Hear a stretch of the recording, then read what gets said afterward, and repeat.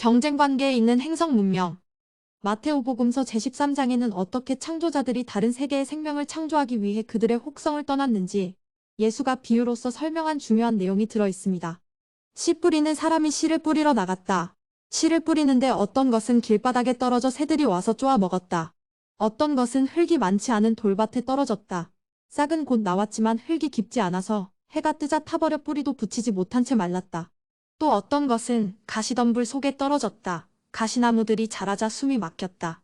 그러나 어떤 것은 좋은 땅에 떨어져서 맺은 열매가 100배가 된 것도 있고 60배가 된 것도 있고 30배가 된 것도 있다. 들을 귀가 있는 사람은 알아들어라. 이것은 여러 개의 다른 행성 위에서 생명을 창조하기 위한 여러 차례의 시도가 행해진 것에 대한 비유입니다. 세 번의 시도는 실패로 끝났습니다. 첫 번째는 새들이 와서 씨앗을 먹어버렸기 때문에 실패했는데 실제로는 이 행성이 창조자들의 행성과 너무 근접해 있었다는 점이 실패의 원인이었습니다. 자신들과 닮은 인간의 창조 실험의 위협을 느낀 반대파들이 그 행성에 가서 창조물을 모두 파괴해버린 것입니다. 두 번째 시도는 태양에 너무 근접한 행성을 골랐기 때문에 온도가 너무 높았고 따라서 유해한 방사선이 창조물들을 멸망시켰습니다.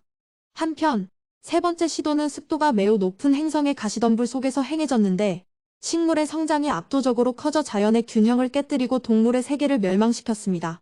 이 세계는 아직도 식물만이 존재합니다. 그러나 네 번째 시도는 좋은 땅에서 이루어져 성공을 거두었습니다. 여기에서 중요한 것은 세 차례의 성공을 거두었다는 사실입니다. 이것은 비교적 가까운 데 있는 다른 두 개의 행성의 동일한 창조자들에 의해 창조된 인간과 닮은 존재들이 살고 있다는 것을 의미합니다. 들을 귀가 있는 사람은 알아들어라. 이 말은 능력 있는 자는 이해할 수 있으리라는 뜻입니다. 때가 되면 알려고 노력하는 사람들에게는 이해가 될 것입니다. 다른 사람들, 즉 진실로 눈여겨보지 않고 건성으로 보는 사람들, 진실로 귀를 기울여 이해하려 하지 않고 건성으로 듣는 사람들, 그런 사람들은 결코 진실을 이해하지 못할 것입니다. 반면에 자신의 노력으로 스스로의 지성을 증명함으로써 창조자들의 도움을 받을 가치가 있음을 보여주는 자들은 도움을 받게 될 것입니다. 가진 사람은 더 받아 넉넉하게 되겠지만 못 가진 사람은 그 가진 것마저 빼앗길 것이다. 스스로 지성을 드러낼 수 없는 자들은 멸망할 것입니다. 인간은 그들의 창조자들과 동등한 능력을 지닌 것으로 인정되었습니다. 다만 사랑이 조금 결여되어 있지요. 서로 사랑하고 특히 창조자들을 사랑하도록 하세요. 너희는 하늘나라의 신비를 알 수 있는 특권을 받았지만 다른 사람들은 받지 못하였다. 생명이 창조된 세계의 행성은 경쟁 관계에 놓여 있습니다. 과학적으로 최고의 진보를 달성함으로써 자신의 지성을 증명하는 행성이 창조자들에게 적개심을 품지 않는다는 것을 조건부로 최후의 심판 때의 창조자들로부터 유산을 은혜로 받게 될 것입니다. 이것은 그들의 과학 지식이 상당한 수준에 이르게 되는 날을 의미합니다. 그리고 이 날은 지구인에게 있어서 그리 먼 것이 아닙니다.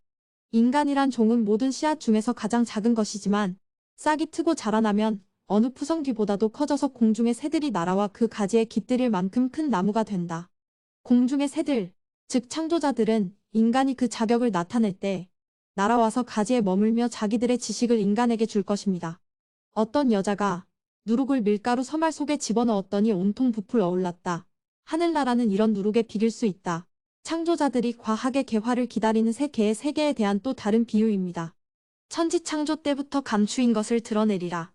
가장 중요한 사실 중에 하나는 행성들도 그 자체의 수명을 지니고 있어서 언젠가는 인간의 거주가 불가능해진다는 것입니다. 그럴 때 인간은 다른 행성으로 이주할 수 있을 만큼 충분한 과학 수준에 도달해 있지 않으면 안 됩니다. 만약 인간이 다른 곳에서도 적응할 수 없다면 그 세계에 적합한 새로운 형태의 인간을 창조하여 그 생존을 보장할 수 있게 해야 합니다. 만약 환경을 인간에게 적합하게 만들 수 없다면 인간이 새로운 환경에 적응해 나가야 합니다. 인류에게 종말이 오기 전에 당신들은 예를 들자면 전혀 다른 대기에서 생존할 수 있는 새로운 인종을 창조하고 당신들이 사라지기 전에 그들이 당신들의 지식을 상속받도록 해야만 합니다. 창조자들은 이러한 유산이 상실되지 않도록 세계의 생명을 창조했는데 그들 중에서 가장 뛰어난 인종만이 유산 상속의 자격을 갖게 될 것입니다. 세상 끝날에도 이와 같을 것이다. 천사들이 나타나 선한 사람들 사이에 끼어있는 악한 자들을 가려낼 것이다. 시청해 주셔서 감사합니다.